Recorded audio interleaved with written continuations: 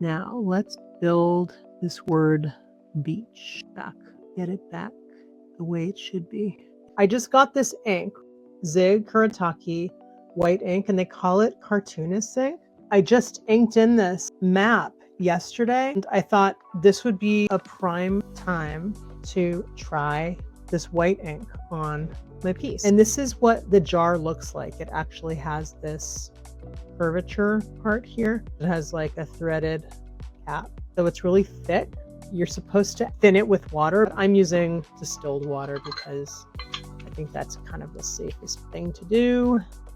I'm just gonna drop some water in, a little bit at a time.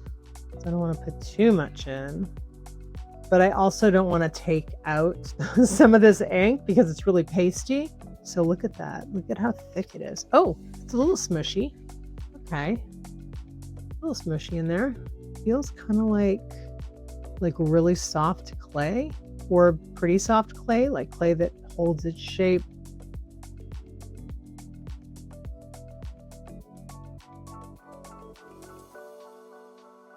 Let's see how opaque this stuff is.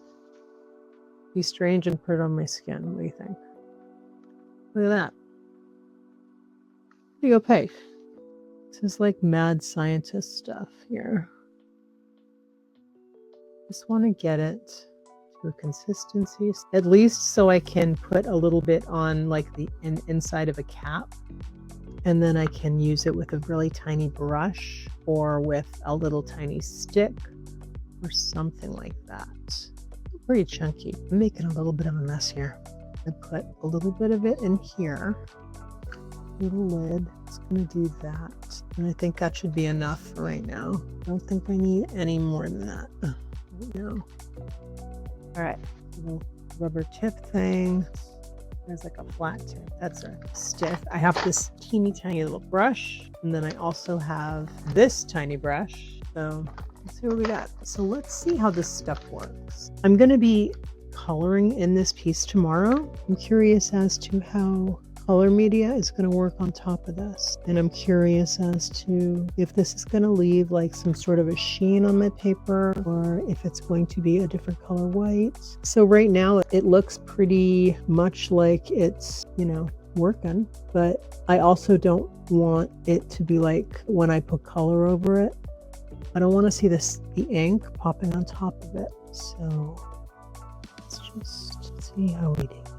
This is absorbent paper. It's mixed media paper. I did a pencil sketch and then did the ink, and this is pigment ink, so it's not going anywhere. There's like no way to lift this at all, which I love about it, but also you got to work with it if you make a mistake. I knew I was going to do color, and I thought, you know, in a live tomorrow at 10 a.m. I'm going to color this in. I just got this ink. I ordered it because I was like, I think I want to give that a shot and see if I can just clean up a little bit of this with this white ink. So I'm hoping that it dries like really matte and is not detectable on the paper. It's pretty undetectable if you look really hard, I think, and if you look at different angles. I'm just looking at the first little pieces of the first little parts that I painted. More banyan tree area. I'm just dabbing my brush on my practice paper a little before I go in, because I don't want to have, you know, like a big glop and then I'll be sad. Now let's build this word beach back. Get it back the way it should be. I do think it's important to get a little water on your brush first before you go into this ink. I think I actually need to thin this ink out a tiny bit, just a little bit thick.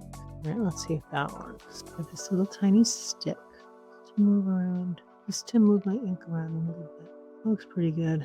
I'm definitely not going to mess anymore with the word beach. I am going to do a little bit over here. Okay, that reads better now. I'm going to do loop, or should I leave the loop? I'm going to do loop. That looks good. Where else do we have a very obvious I stuck my hand in the ink moment?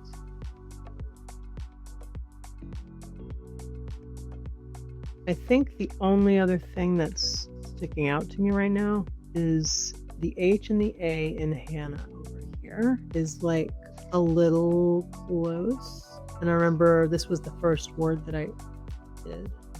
I'm gonna have to fix this with a brush pen when that dries. But I think the rest of it, except for this there's a little spot right here where my pinky hand, or like, no, the pad of my hand made these tiny little marks. While we're here, might as well. I have my ink here. I'm just gonna dab and see how well this covers and see if the white matches the white of my page. And it looks pretty good.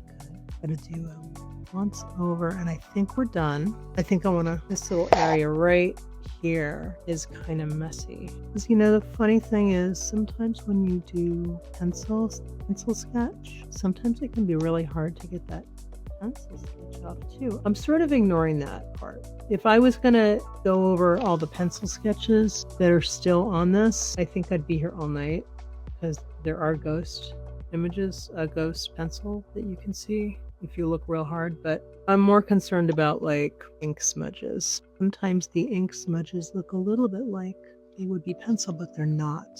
These are ink smudges right here. I just don't want to mess too much with the line, because I don't want the line art to get, you know, changed. I like the imperfection in the line art, so this is kind of a tricky thing to do, because you can go in and like at a moment's notice, you can like change something that you didn't really want to change, or that, you know, if you weren't staring at it, like if your eyeballs weren't like an inch from it, then you probably wouldn't want to change. Okay, let's see. All right, I think we're good. I think this is good. Thanks for coming with me as I tested out this ink on my painting. You can see how the painting came out. And if you want to watch the process and see what else I did with this ink on this painting, the links are in the description and they're titled Maui Map. I hope you have a great day. Stay creative, and I will see you in the next one. Take care. Bye-bye.